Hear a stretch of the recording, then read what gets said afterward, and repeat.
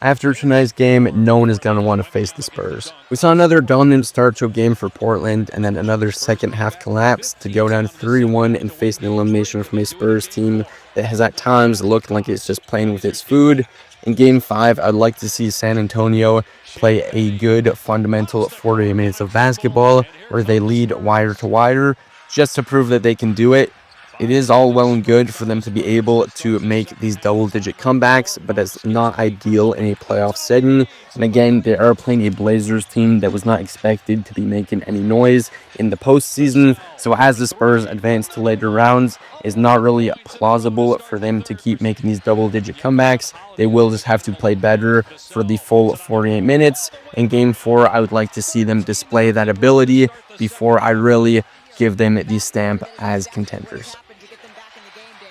Absolutely phenomenal second quarter for the Blazers, and San Antonio couldn't get anything to fall. But again, the Spurs completely flipped the script in that second half with a plus 38-point differential in the second half. Wemby was doing his thing on both ends of the floor in that second half. We saw him get those 7 blocks. That is absurd. Portland is a team that loves to play it downhill, and Wemby really just removed that option from their game in the second half. We saw Denny getting very frustrated towards the end of the game. This is a Portland team that just looks defeated and flustered, as any team would be when playing against Wemby. When the Spurs are playing well, they look better than any team in the league, and we saw a lot of that tonight.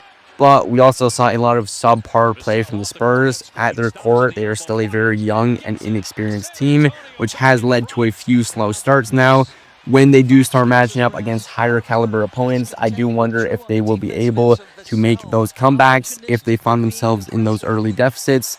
They do just have to really lock in and play the brand of basketball they've been playing all season right from the jump, even in this tougher postseason setting.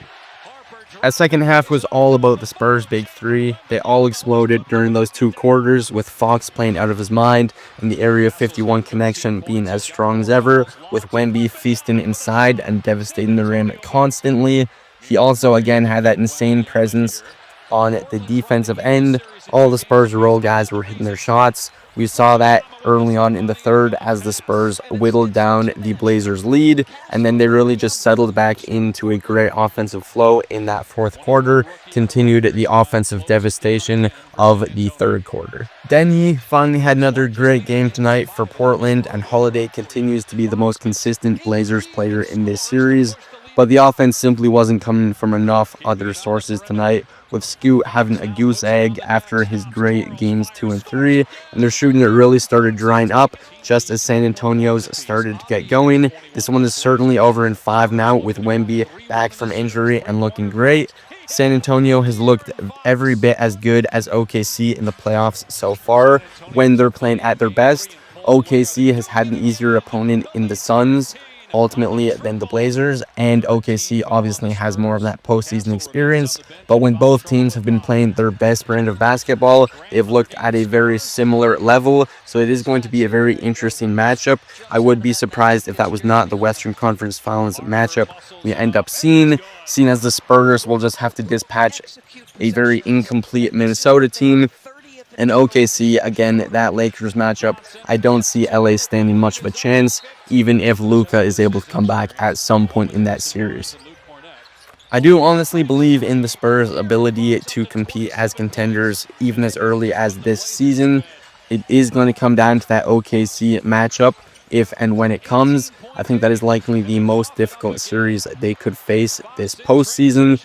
If they can make it out of the West, I don't think that they would have a more difficult matchup in the East. The Celtics would probably be the toughest matchup for them. And I do, even as a Celtics fan, ultimately think that would be an easier matchup for them than OKC. We all know they dominated the Thunder in the regular season, but postseason basketball is a completely different beast, especially as the game slows down. And OKC really just has tons of experience in playing postseason basketball, whereas the Spurs have yet to really get those games under their belt. So I do think that the Spurs would have a chance of upsetting the Thunder, but they would have to come out the gates hot. They cannot go down 2-0. They would have to split those first 2 games at OKC, and then we'd have to see how the rest of the series plays out.